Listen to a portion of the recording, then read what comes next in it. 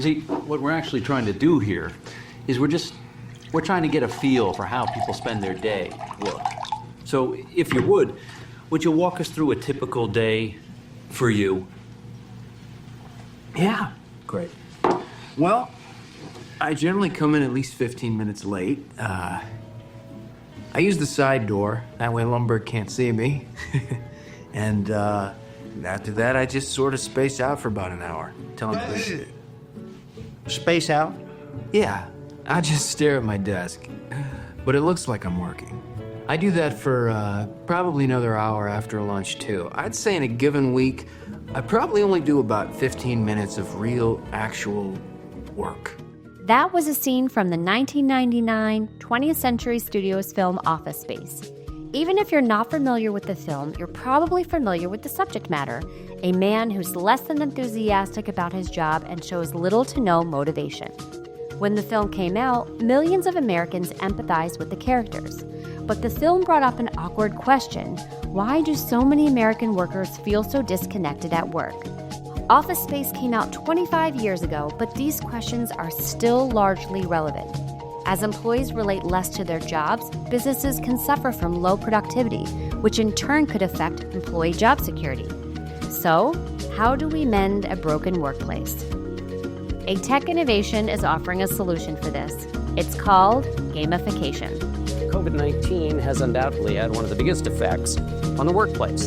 If you are working in a place where you are so isolated, you should probably make a massive change in your work life because you are spending a third of your life at work. What's obstructing our connectability? This is what gets in the way of our connection with others at work. Employees say, I don't feel appreciated, or I don't feel like my leadership knows what I'm seeking. And that's where gamification can really, as I say, shine the spotlight on them and make them feel appreciated. It could be as simple as sending them a branded piece of merchandise with a handwritten thank you note. We've, quote, elevated convenience over connection and just aren't in touch with human beings within the community as much as we used to be. I'm Senior Tech Correspondent Samantha Murphy-Kelly. Welcome to The Next Innovation.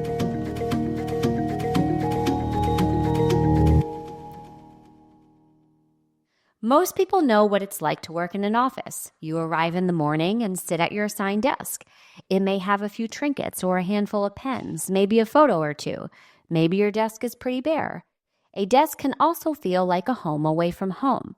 But if the connections of the people you work with or near aren't really there, it may start to feel like a bleak way of getting a paycheck. And as a worker, you may also start to question your value at the company. It's hard to measure a person's value at work, but the personal belief is that if you're recognized for your hard work and acknowledged, you feel a sense of reward. A recent study indicates that 63% of employees do not feel recognition at work, and nearly 80% of employees admitted they'd work harder if they felt better recognized. Another study showed 89% of employees who were recognized for their hard work reported higher job satisfaction. So in an age of flooded email inboxes, virtual meetings, message boards, and more, how can companies help empower their employees? WorkHuman is an Irish company that is trying to solve this problem. They specialize in helping companies around the world uplift employees by recognizing and celebrating their efforts. And really our mission at WorkHuman is to help HR and culture leaders build workplaces and companies that really put humans or people at the center of their culture. And we have a set of products we call the WorkHuman Cloud, and it brings different tools together to do this, to create a culture of recognition and appreciation, where we encourage peers to acknowledge the contributions of other peers and really boost each other up and kind of empower the entire workforce to make work a more human and connected place. That's Jesse Harriet, the head of WorkHuman IQ. He focuses on expanding the company's research efforts and building out WorkHuman's data science capabilities, including AI and data analytics.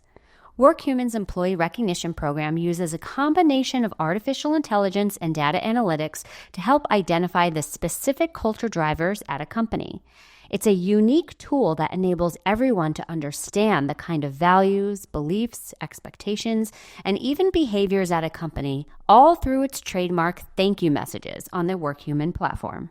Yeah, and we cultivate a community where people feel connected and engaged through different tools to help employees recognize one another, to help give continuous performance management feedback, to help celebrate human events, whether it be buying a new house or having a new baby or a personal milestone or achievement, really ways for you to share your own personal journey with others inside the company.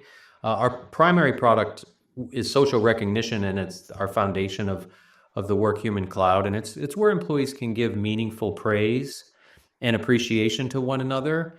And they get to, say thank you and give someone credit for a job well done in their own words, using their own language. And it creates a rich tapestry of information that can be used in a lot of ways by companies. It's pretty easy to imagine that in an office, you could simply shake someone's hand or lean over the desk and say congratulations. You'd think, if my peers are sitting beside me, why do I need software? But part of what WorkHuman solves is helping the biggest global companies to achieve actual business returns for recognizing its employees. And what they've noticed is that by bringing employees together in a platform dedicated to highlighting has helped their clients massively during the post-COVID workforce transition. I mean, during COVID and kind of the world of work has certainly changed in multiple ways since then. And part of what we saw was really a lift in people becoming more interested in ways to, engage and drive culture in virtual, right? In a virtual environment where everyone's not maybe in the office 5 days a week together. So you don't have those same human connections every single day. In the early months of the pandemic, many schools, the corporate world, and life in general became home-based. We learned how to rely on tools like Zoom and Slack in order to keep up with the demands of our jobs. Soon enough, remote work became a dominant model of working. It also became an incentive for employees who were looking to spend less time in traffic and more time finishing up assignments. The appeal of remote work flourished. You could take meetings in sweatpants, be closer to your family, and restructure your schedule to your advantage. But alongside the perks came the concerns. It is a problem that is not just important because we care about people, but it's important because these businesses need a healthy, thriving workforce in order to be healthy and thriving themselves.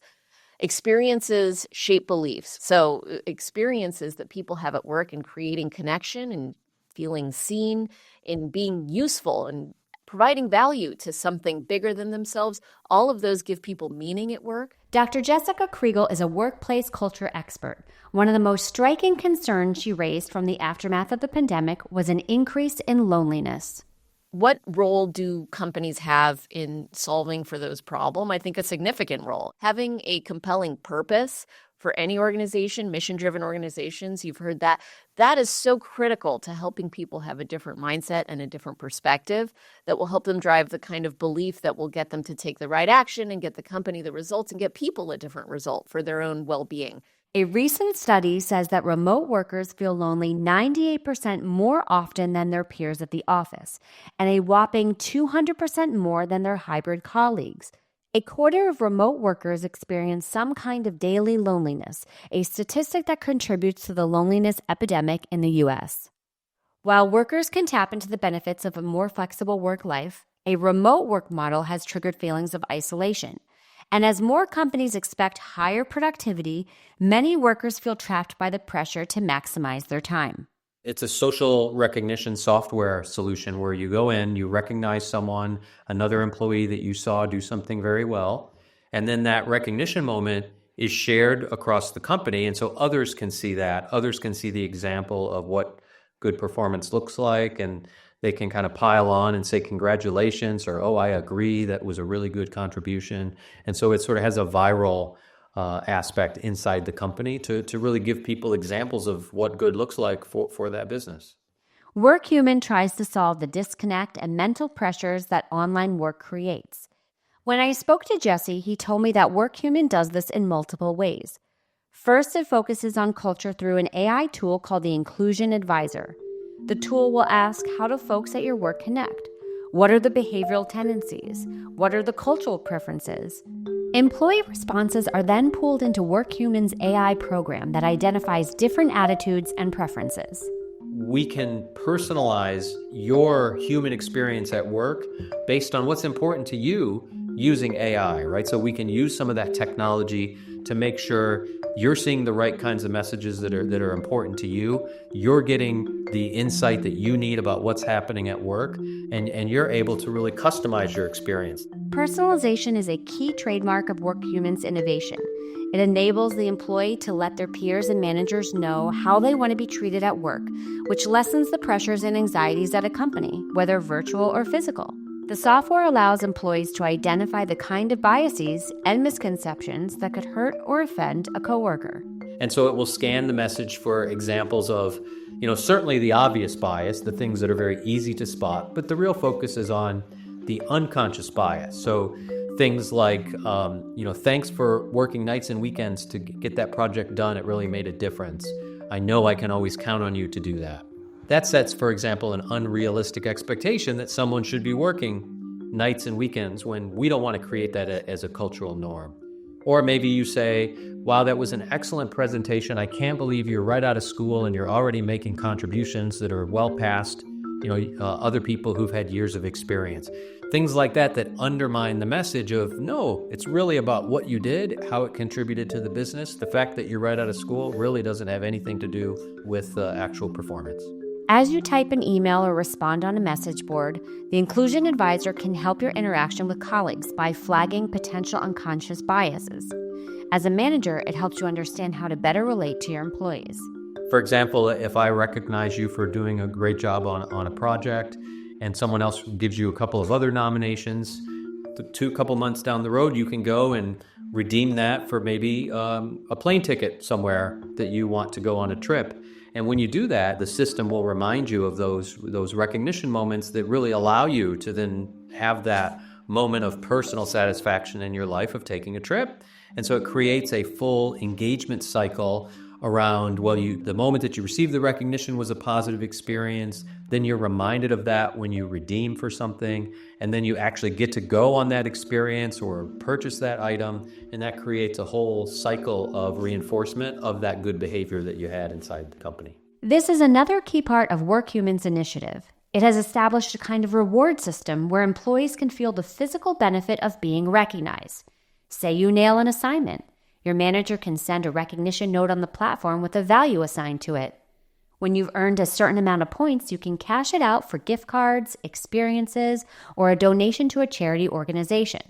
Examples include a new kitchen appliance, a flight abroad, or a gift card to a local shop. So as you're writing a recognition moment and you're going through that process, you're deciding who to give that recognition moment to, you're selecting a dollar value for that recognition moment, and then you're writing the text, maybe you're adding an image, you're deciding how to shape that message. That's where you receive some of that guidance. So think of it like high, medium, low, that will allow somebody to say, no, this was a very important contribution. Maybe it was a multi-week project and something that really made a difference for my team. Or maybe it was something that didn't take as much time but still meant something to me. Then I can give a lesser amount. But those add up, right? Just like it's basically like a bank account where it's adding up over time, and then you're able to go and then redeem that for things that are important to you in your personal life. The reward system is a great way to support your colleagues, especially if they're only online. But WorkHuman isn't the only company doing something like this. Several other startups around the world have introduced tools to elevate company culture. But their reward system has a different purpose. It's less about celebrating company culture and more about encouraging workers to complete assignments, goals, and quotas. So the idea is basically to use the network of the employees of a company to use their own social media profile to push out information, to push out articles or whatever that comes directly from the company itself. Christian Cleveny is an account executive for Sprinkler, a marketing and consulting company. They help businesses achieve their campaign goals through a reward system that incentivizes work. They give out badges, points, and awards for employees who have completed tasks or assignments. But whereas WorkHuman fosters connection among coworkers, companies like Sprinkler encourage employees to work independently and as fast as possible. The idea is basically to also then have some kind of like a current streak. So how often and without a break, I send out different social media posts on which channels and so on, to more or less extrinsically motivate people to do that. Besides just to invest a little bit of their time, but also then they could earn like badges. And in the end, often after a quarter or a year, there is some kind of announcement who was the most active on social media. This is all part of a phenomenon impacting workplace culture. It's called gamification. So gamification is essentially using game design concepts in non-game environments in an effort to increase user engagement in whatever way that may be. So in the context of the workplace, it's how can we learn from the fun and the engagement of games to make work more effective or make people more productive? Dr. Kriegel says gamification is appealing for companies across different industries. It's all part of an effort to keep employees engaged with their work, similar to what we mentioned earlier with Peter Gibbons in the Office Space movie. The appeal of gamification is that if people love games, chances are they'll love playing them at work. If you could win certificates or badges as you got paid, you'd probably work harder. And so technology companies are saying, well, people love gathering points in games. Let's have them gather points at work. You can earn points for doing productive things, or instead of being recognized with cash, we can give you points, and that will motivate some people. And so people and companies have been experimenting with how they can gamify activity in the workplace in order to incentivize behavior. Workplace culture is how people think and act. And so the gamification of workplace culture is how can we make the way people think and act shift by gamifying life? This is why gamification has really exploded. Its market is currently worth $15 billion, and it's expected to reach $48 billion by 2029. Companies that have gamified have reported a boost of employee engagement by nearly 60%. And out of 2,000 companies around the world, 70% of them are gamified. Companies are trying everything and anything in their power to retain their workforce, to drive business results. They are under more pressure than ever before. They have change coming at them at incredible speeds. They've got AI now. They've got the next generation has entered the workforce. We're in a hybrid environment, return to office, work from home, and who knows how many other things they're juggling. I think gamifying is one of many tools that they will throw at the wall in hopes that it will help them drive the results that they're trying to achieve. When offices started reopening after the pandemic, people across the country felt that companies should be more flexible, like where and how they work. Some workers resisted going back to the office as the remote lifestyle was becoming more and more popular. But when companies pressured their workers to come back to the office, some employees chose to quit, leading to the Great Resignation. In America, 2021 has been the year of the Great Resignation, otherwise known as the Big Quit. Millions of Americans are leaving their jobs, over 4 million every month. When an employee only does what's required, it's called quiet quitting. No, it's called doing your job. What a lot of people do in quiet quitting is they recognize that additional effort is not rewarded. And we didn't treat people as human beings, we treated them as line items, disposable line items. Ultimately, nothing feels good or rewarding to us. Enter quiet quitting. Why do anything fully when nothing is rewarding enough? Trends like the Great Resignation or quiet quitting, which refers to workers doing the bare minimum, kicked off a larger discussion of how companies should treat employees. If employees could easily get up and leave, there would be no guarantee that a business could thrive. Instead, gamifying the work could lessen workplace frustration and keep more employees. But that doesn't mean it's always the best solution. The idea of competition can be really problematic because, people are then motivated by extrinsic motivators, getting on the top of the leaderboard, looking at competition between their peers, and it places more of an emphasis on maybe getting those sales through and not looking to see what's the longevity of this, what's the long-term win. That's Dr. Hazel Grunewald. She's a professor at Germany's ESB Business School at the University of Reutlingen. She's been studying gamification for some time now, particularly the way it affects workers. When I spoke to her, she described her concern for the way gamification can encourage unhealthy competition among coworkers. If people don't associate the fun aspect and the idea of consent with what's actually mandatory. That can be problematic. In her research, Dr. Grunewald found some individuals ignore their work breaks in order to compete, like some pregnant mothers. Other companies have failed to support people who have hearing or visual disabilities, which discourages them from participating in these games. Instead of encouraging a healthy community of workers, gamification could actually do the opposite. The way some companies are using gamification highlights the disconnect between the employee and employer, something that's always been a challenge. I think that employee expectations across every generation have gone up. So it really has to do, in my opinion, with the multi-directional nature of information sharing now. So in the past years, everything was top down. Information moved from the top to the bottom, and it did not even move it from the bottom up, nor did it move side to side. Within an organization, there were very specific structures for communication. Now, with social media, with the advent of job boards like Blind and Glassdoor, where people can anonymously post, where people are sending each other notes, people are talking in ways that they haven't before, people are sharing salaries, and it's got employers freaking out because they don't want their employees to share salaries because they used to get away with unfair pay practices because no one would talk about it because that was the social norm.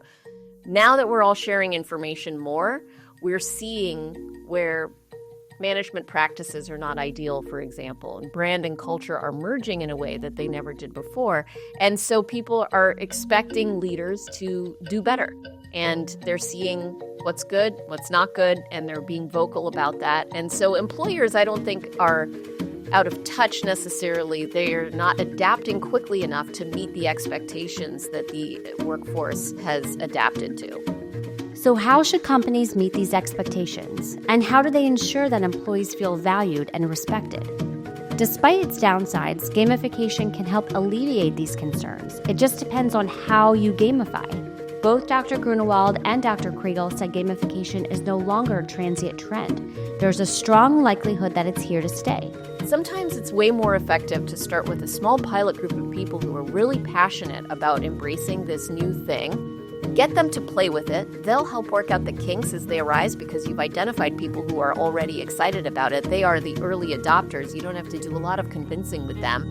And then if they have successes, they'll tell the story of those successes. Storytelling is one of the most powerful experiences you can create in work to change beliefs and to create change. WorkHuman is not a company that gamifies, but social recognition platforms like the one at WorkHuman could stand out as a practical alternative for companies who want to strengthen and empower their workforce. There's so many small, minor ways in which this has already permeated our culture, and I think being creative about how else we can leverage it to get the right behaviors at work, it's a win-win. People do have different ways they want to give and receive recognition, and that's why we try to create the platform to be as open as possible, and we want it to be organic. We want people to use their own words, to write their own sentiment, to decide when to give their recognition. It's not gamified, it's not a formula, but it's really supposed to come directly from the human and the connection you have with people at work. And so having software where people can express appreciation to one another when they're working, that's going to become normal, that's going to become the standard. Thanks for listening to The Next Innovation. This series was produced by Situation Room Studios and powered by Enterprise Ireland, investing in the next wave of innovation. Our executive producer is Christine Barada, and our senior producer is Sharon Barrero. Emily Beeman is our associate producer. Additional production assistance by Global Situation Room. A special thanks to Dr. Hazel Grunewald, Jesse Harriet, Christian Clevenyi, and Dr. Jessica Kriegel. I'm your host, Samantha Murphy-Kelly. Until next time.